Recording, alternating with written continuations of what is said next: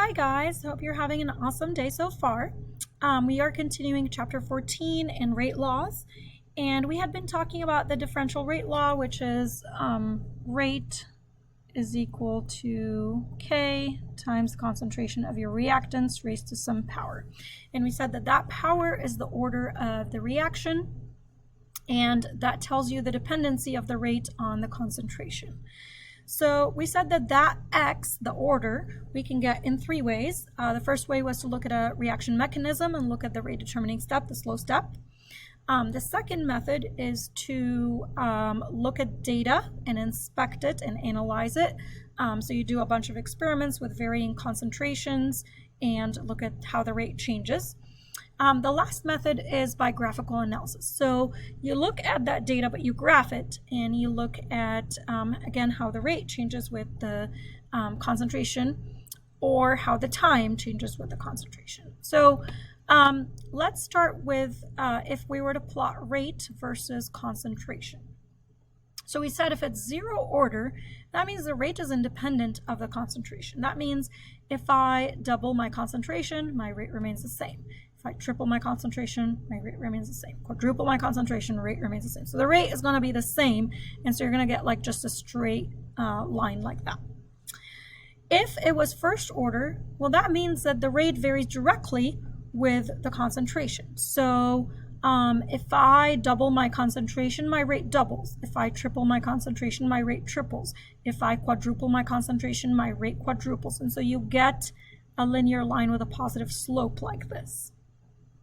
If it was second order, then that means the rate varies with the square of the change in concentration. So if I double my concentration, my rate quadruples. If I triple my concentration, my rate is 9 times. If I quadruple my concentration, my rate is 16 times, and so on.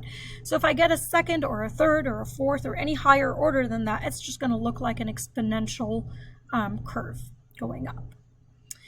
Now, this is helpful if I graph rate versus concentration, but it's really only helpful to know if it's zero order or first order.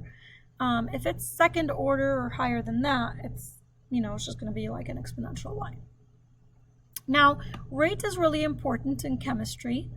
Time is also pretty important. Sometimes, I want to know how long the reaction will take. And time and rate obviously are related to each other. But another way to write our rate law, instead of the differential rate law, which we've been writing so far, is something called the integrated rate law.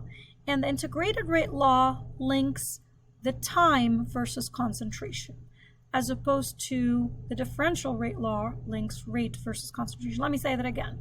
So rate versus concentration, that's the differential rate law. Time versus concentration, that's the integrated rate law. And so what if we want to plot time and concentration? So let's look again at zero, first, and second order, because those are the ones that you're really going to be asked about on the exam.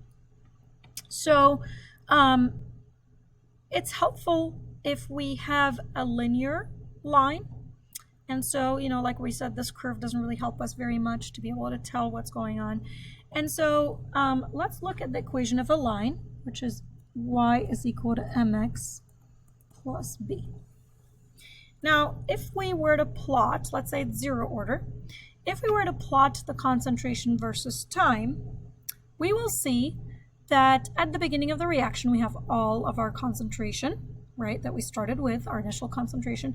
And we'll see that over time, my reactants get used up, and so my concentration decreases. And we're going to see that that decrease is steady, and we're going to get a straight line. So plugging into y equals mx plus b, our y is going to be the concentration of my reactant at a given time. That T means it's the concentration at a given time.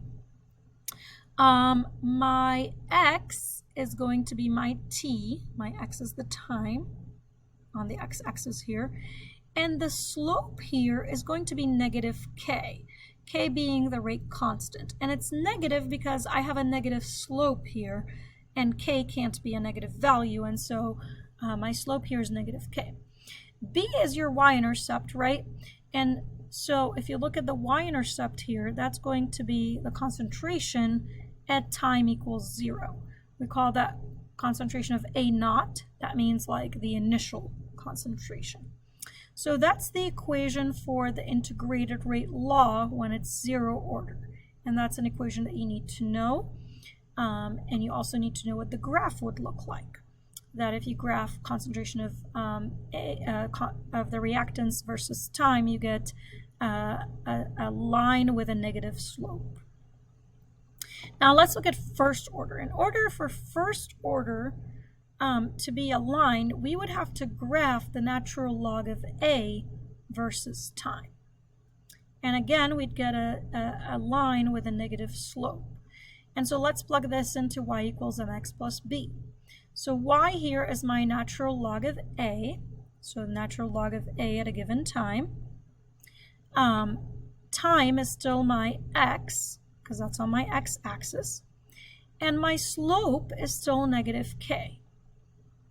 My intercept, my y-intercept now, is the initial concentration of A, but it's the natural log of that concentration of A right here.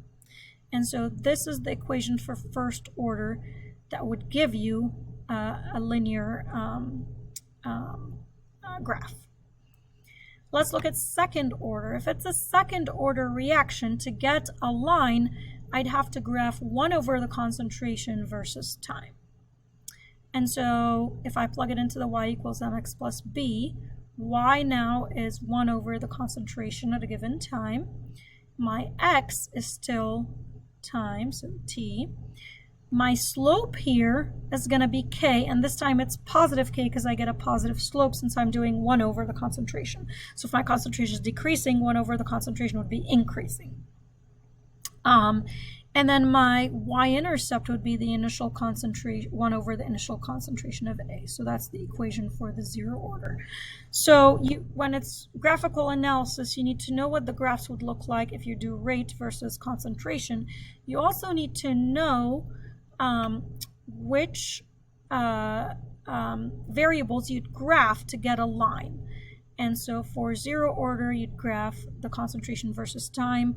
For first order, you'd graph natural log of concentration versus time. For second order, you'd graph 1 over the concentration versus time. And you need to be able to know those equations as well. I don't actually memorize these equations. I think of my graph, and then I come up with the equations from y equals mx plus b. In the next video, we're going to kind of put all this together, the integrated and the differential and the units for k and all that stuff, to kind of review 0, first, and second order.